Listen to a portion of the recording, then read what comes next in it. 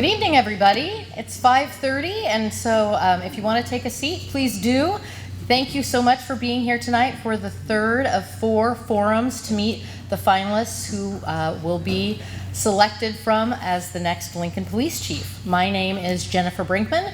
I'm Chief of Staff in Mayor Leary and Gaylor Baird's office, and I'm really pleased to see all of you back here tonight and to say thank you to those that are going to watch this recording and learn more about our candidate this evening.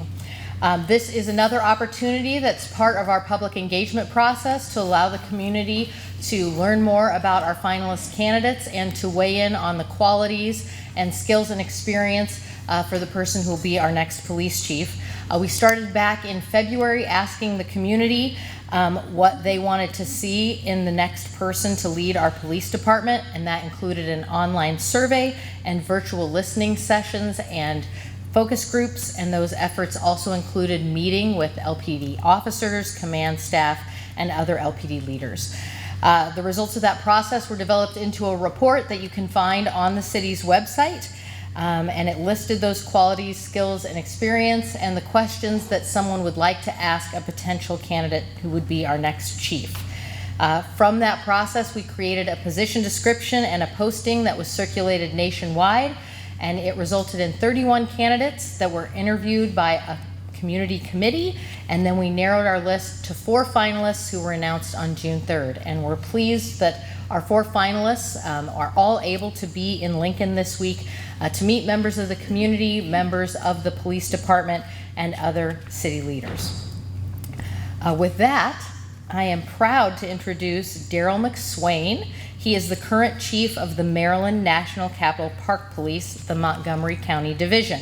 His biography is available on the comment cards at the back of the room and also on the city website. And I'll remind people in place that we hope you'll complete one of those before you leave tonight. As we prepared the program for the forum, we asked each candidate to prepare a presentation covering the following. We wanted them to give a personal introduction, to talk about crime prevention, philosophy, or effective strategies, efforts to address recruitment and retention of police officers, and to also comment on the current state of policing in America and how that would influence their role as the next police chief. So without further ado, it's my pleasure to welcome Chief Daryl Mcswain to the podium.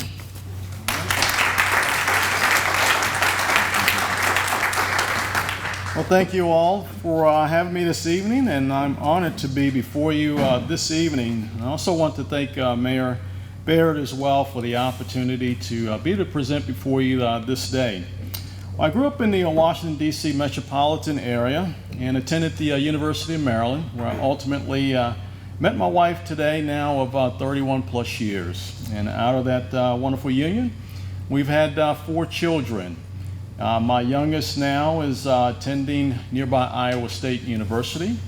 And although she's a Cyclone, yes, I can learn to root for the Cornhuskers as well.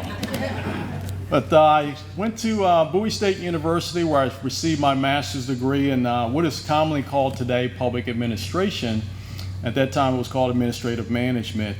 My wife and I enjoy theater. We enjoy parks. We're also active in our church and have been for many, many years.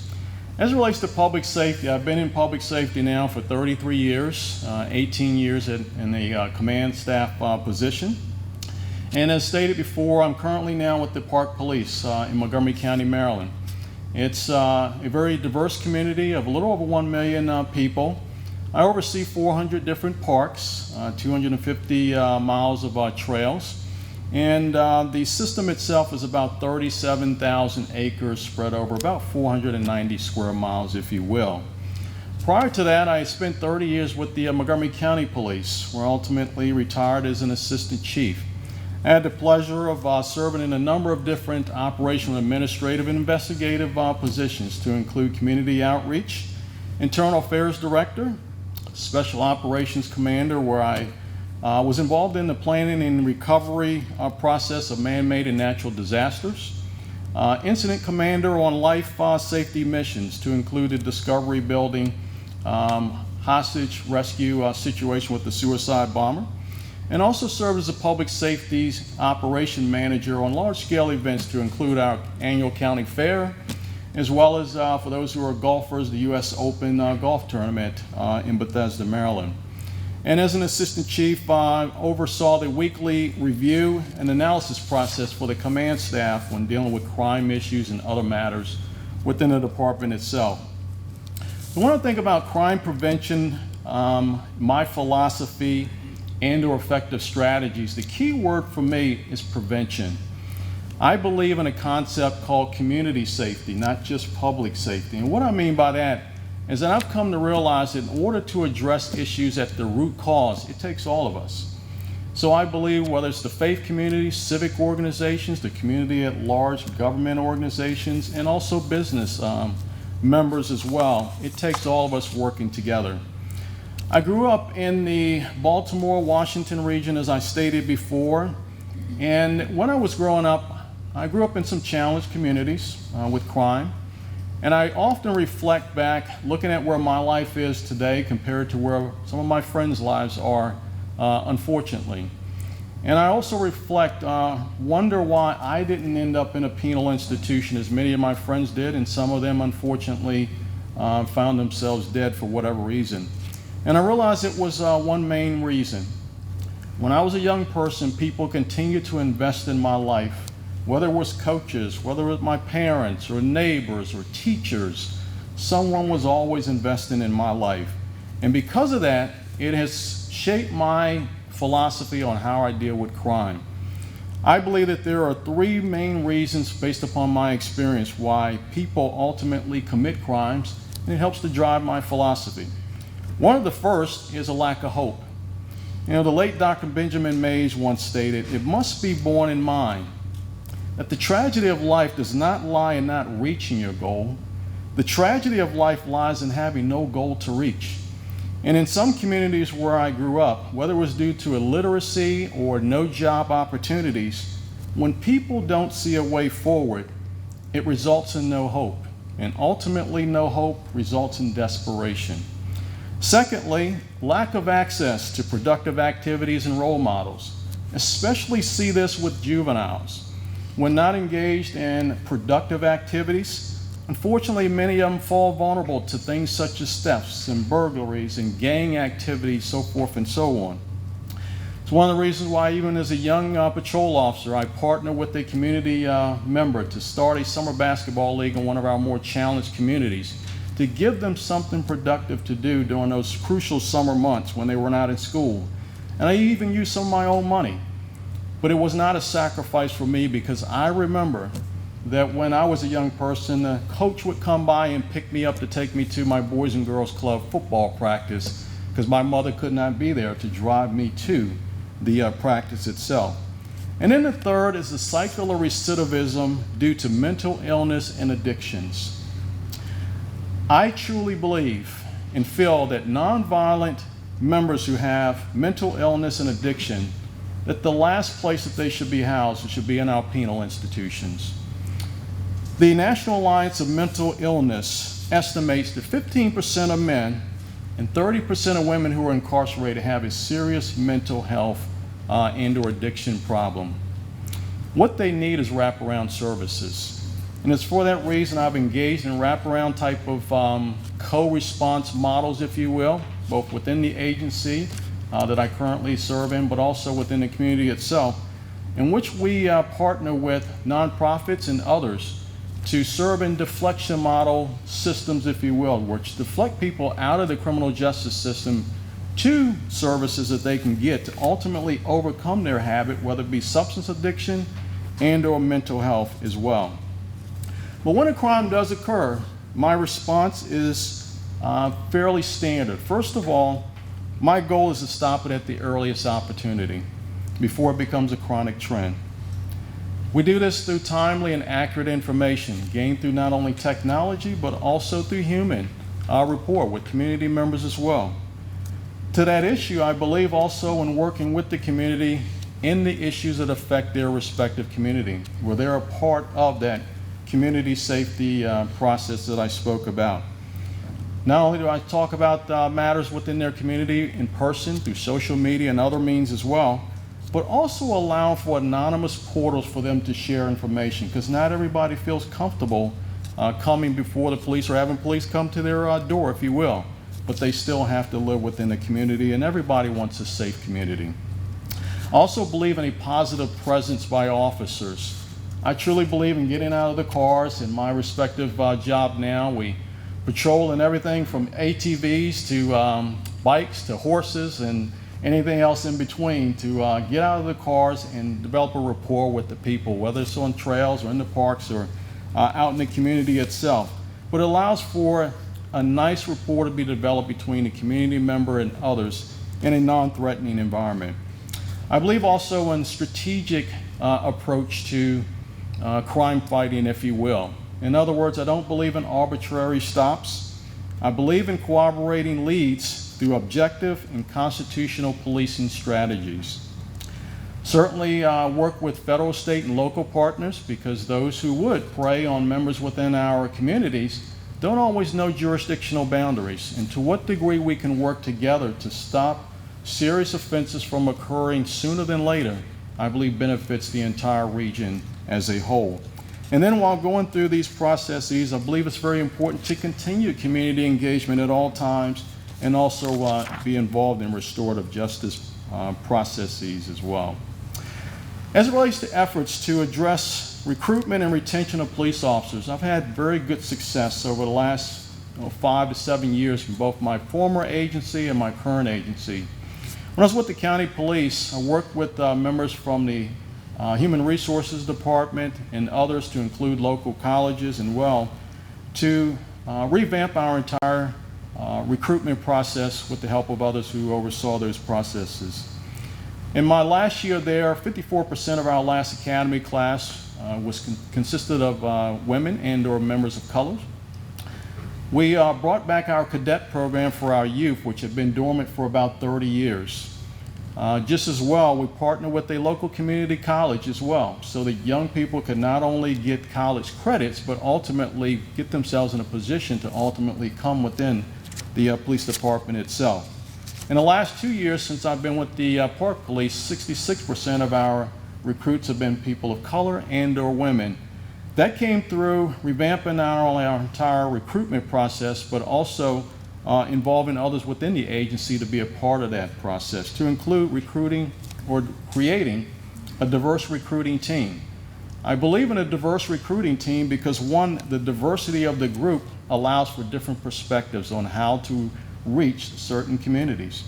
Just as well, it creates a level of legitimacy within the community as well. We also reassessed our brand. We did not necessarily want to continue to put videos out there which show us shooting a gun or other matters that some members find offensive, if you will. And let's face it, we don't do that on a regular basis. But what we did want to show to be our brand, if you will, helping people on a regular basis. That's ultimately what we do, and what every person who signs up to do police work simply says they want to help people. We began to also reassess certain levels of the process that we thought were having a disparate impact on certain groups. So for example, one of the first tests is the written test. And for some agencies, the written test was developed maybe 10, 15 years ago. But when you look at those tests, some have cultural biases in them, and or they're use way too much things like police lingo that most people don't understand. I can teach you police lingo when you come into the academy, but what I need to know before you come in the academy is, do you have empathy? Do you have problem-solving skills? Do you have social and emotional intelligence? That's what I want to measure. That's the type of person that you ultimately want to serve you as well. We believe in also having a personal touch to the process as well. So for people that we've identified that would make good officers, we believe in going to them instead of waiting for them to come to us. We believe in making personal phone calls and ensuring that they understand that they're important and not just a number. We've streamlined the process from what we used to be a 6 to 8 month process to more like a 3-month process by utilizing technology to assist us in submissions and also combining steps that used to take, again, 6 to 8 months. And then I believe it's so very important that We solicit the full support of the entire agency. When members are proud of their agency, they will recruit for you. Because let's face it, anybody that's a part of something good wants other people to be a part of that same thing as well. So just as importantly, and for those who help to recruit members in, we also began to pay cash stipends, if you will, or leave awards for those members within the agency. As it relates to retainment, I have found that retainment, one of the things that affects retainment the strongest is a healthy culture within the agency. When people look forward to going to where they work and enjoy the environment in which they work, they want to stay. Relentless commitment to employee development is part of that. When people don't feel that they're growing, they become despondent. So we've made it a personal priority to ensure that we continue to invest in the lives of those within the agency, to include temporary duty assignments, but also elective courses that are of interest to them, and also engaging them in the process of developing new initiatives within the agency. Tangible incentives such as college tuition assistance is one who has put 4 children almost through college now. I can attest, it is not easy to put children through college with the cost of college now. But tuition and debt assistance may be something that's of benefit. But then also within the agency, programs that support work-life balances, scheduling, job sharing programs, so forth and so on. Celebrating good work that's done on a regular basis, because everyone wants to be patted on the back. And then also studying lessons learned by those who have exited, through exit interviews, to ensure that we don't continue to repeat those things which may ultimately be hurting us, but learn from them so that we can also move along. So as I think about the current state of policing in America as a whole, and how that would influence my role as the potential police chief, first of all, I'm still very, very encouraged by the positives that I see. I've been in policing, as I mentioned, for 3 decades now. And more than ever, I am still convinced that the vast majority of those who serve in public safety are good, decent, hardworking, brave men and women who truly believe that this is an honorable profession and truly want to help people. But the challenges that I see as it relates to policing as a whole in America, first of all, we became too complacent, not realizing or remembering that trust must be earned in every single community, every single day. Secondly, we became stagnant as a profession, meaning we were slow to react to rapidly changing demographics in our respective societies. And then the third, police in general became prisoners of past traditions. In other words, that's the way we've always done it. But our society now is challenging us to think anew, if you will, for the challenges of today. So there's 3 specific areas that will influence my role as a police chief moving forward. First of all, strengthening police-community relations in all neighborhoods. I have come to realize over time, one size does not fit all. Every community is different, and it needs to be respected for its own uniqueness and ensure that they're involved in the process. And to that point, I promise, first of all, to listen. I promise to seek to understand. Promise to ensure all stakeholders have a place at the table.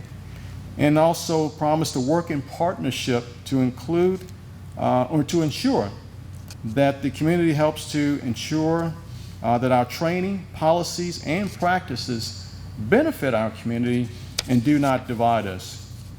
Secondly, I have found that police training in general emphasizes reactions to what has already happened, with less focus on preventing issues before they occur. For example, most training in police academies across the nation spend the vast majority of time on things such as shooting, defensive tactics, arrest and complaint processes, all very important. The Police Executive Research Forum estimates that only 15% of the 18,000 police agencies across this nation have a crisis intervention training program. The average recruit, they found, receives on average 58 hours of police shooting training, but only about 8 hours for those that actually have a program of crisis intervention training. We've got to actually correct that imbalance, if you will. So yes, we'll continue to teach on officer safety protocols because we want all of our officers to go home safely. We'll also stress preventive training in which everyone, community and the police officers, go home safely. To do that, we'll provide and teach on co-response models to social issues. Police officers cannot be the experts on every social issue we're challenged with in our respective communities. So I've got to ensure that we work with government entities, academia, nonprofits, to ensure that we best serve our vulnerable populations that may be suffering from mental illness, addiction, intellectual developmental disabilities, the homeless, juveniles, members from our LGBT community. We'll be sure to enhance cultural competency training programs to include implicit bias, fair and impartial policing, and also social and emotional intelligence training. De-escalation training will, of course, remain a priority of ours to include conflict resolution and peer intervention. And we'll also continue to emphasize leadership training at all levels. Third, employee wellness programs are either non-existent or woefully understaffed in police agencies across the nation. The quality of any agency is dependent upon the mental, physical, and emotional health of its employees. Unfortunately, in police work, public safety, for far too long, we have continued to be represented in far too large of a numbers in categories of suicide and also divorce. It is a tough job, absolutely, but we've got to find a better way to take care of our people who do this tough job to ensure that the entire society continue to function as it does. One of the things we have to ensure that we eliminate is the stigma that getting help is a sign of weakness. To do that, we'll be sure to expand our collective employee wellness programs, to include onboarding with family members, because that's ultimately their infrastructure, if you will. Confidential and free resources both inside and outside of the agency. Annual in-service for all personnel so that we can eliminate that stigma. And in a full-time unit, I'd love to see with a licensed clinical professional and or psychologist to inform our programs moving forward. So in closing, ladies and gentlemen, I promise to build on this solid foundation that is Lincoln Police Department, lead with integrity and serve with sincerity. And ultimately, I believe our collective efforts, both internally within the agency and also in working with you, will ultimately lead us to the one main goal that we all seek, and that's one Lincoln. Thank you all very much.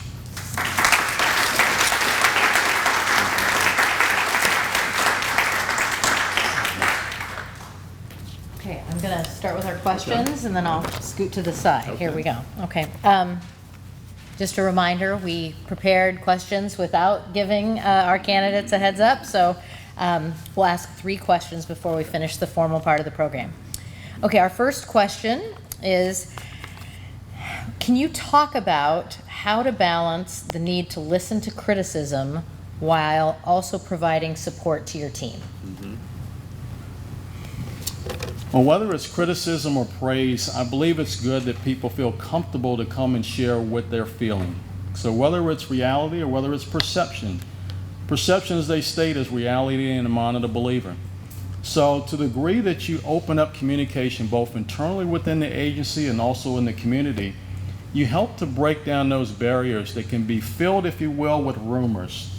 I believe it's a goal of mine, well, certainly should be for us to not only communicate regularly with the community, but also internally. I don't believe they're diametrically opposed. One of the things I believe is important is for us to explain the why behind the what. Very often when one does not do that, again, it leaves a void of information that people have to sort of fill in, if you will. So internally, I believe in ensuring that we have communication vertically and horizontally regularly through the agency itself. I regularly employ multi-group committees, if you will, from throughout the agency to help us resolve challenges that may exist. But just as importantly within the public as well, I believe in having monthly liaison group meetings. I've been meeting with certain groups literally for about 20 years or so, from different facets of the community as well. I don't believe in turning down meetings, so I believe in meeting not only in person, but also through other means that people want to get information, whether it be social media and other means as well. And ultimately, ensuring that we share facts with folks, but then if the criticism proves to be true, that we make the appropriate adjustments and ultimately share what we've done with those who may have had that concern, so that ultimately we move forward.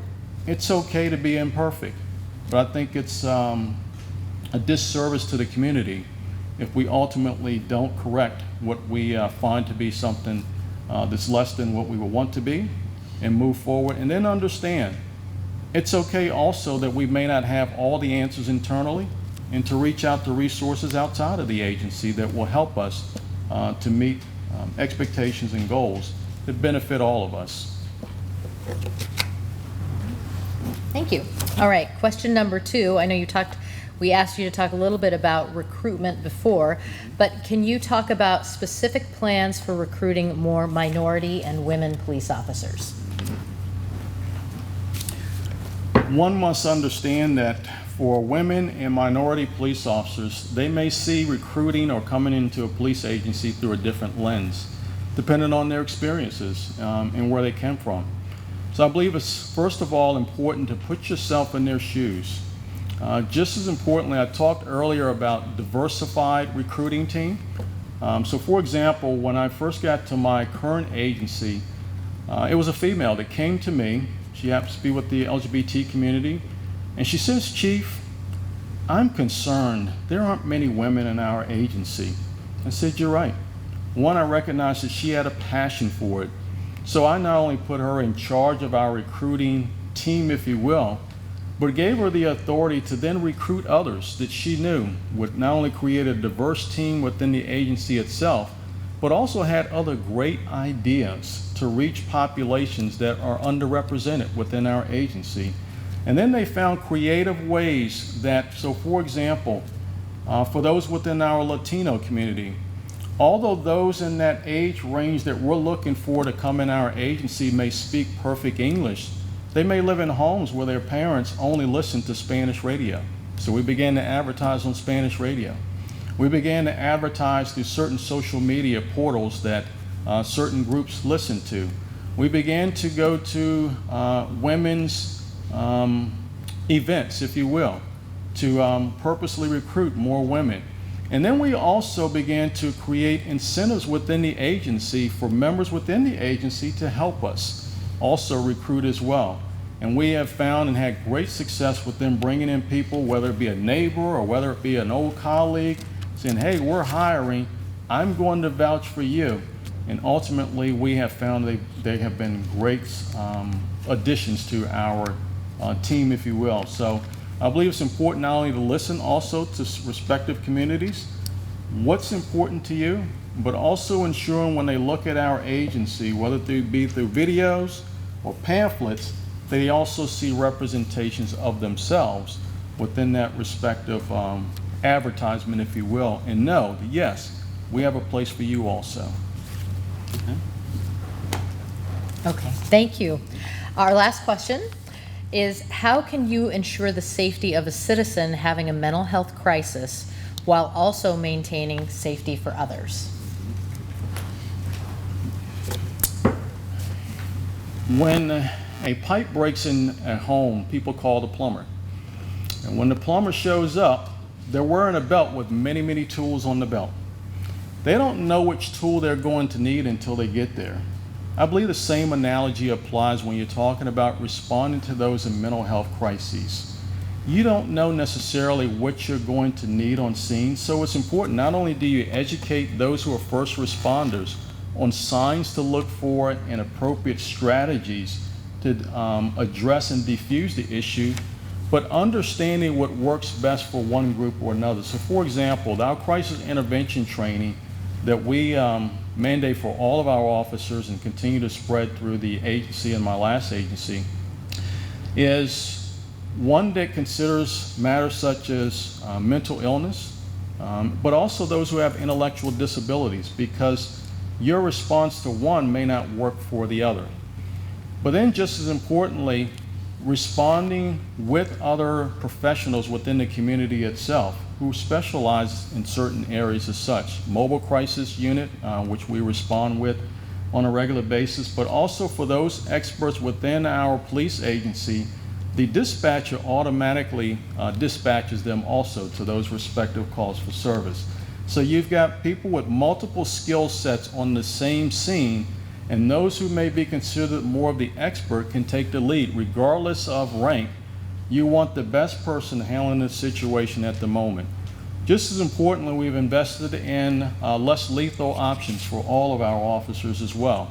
And then we've engaged in training such as the Police Executive Research Forum's ICAT training. It stands for Integrating Communication Assessment and Tactics. What it ultimately entails is responding to a scene, understanding that if you work together as a team, you don't necessarily what we call create the moment. In other words, force the issue, but find what's going to be the best process to de-escalate the matter, prevent other innocent members who may be nearby from being harmed, and ultimately resolve the issue peacefully as best you can as one team. And one of the things that I also believe in, which other agencies are now able to do, is starting that triage process as quickly as possible when the initial call for service goes out, which would include potentially adding a behavioral specialist within the emergency communications section where they initially dispatch the call, so they can determine based upon some of the signs that they're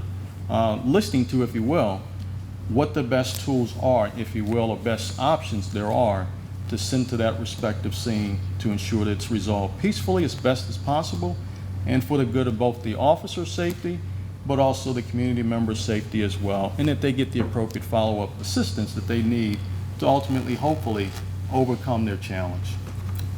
Okay. Thank you. All right, well, that concludes the formal portion of tonight's forum. So first I want to thank Chief Mcswain for coming to Lincoln and participating in our police chief finalist process. Thank you very much.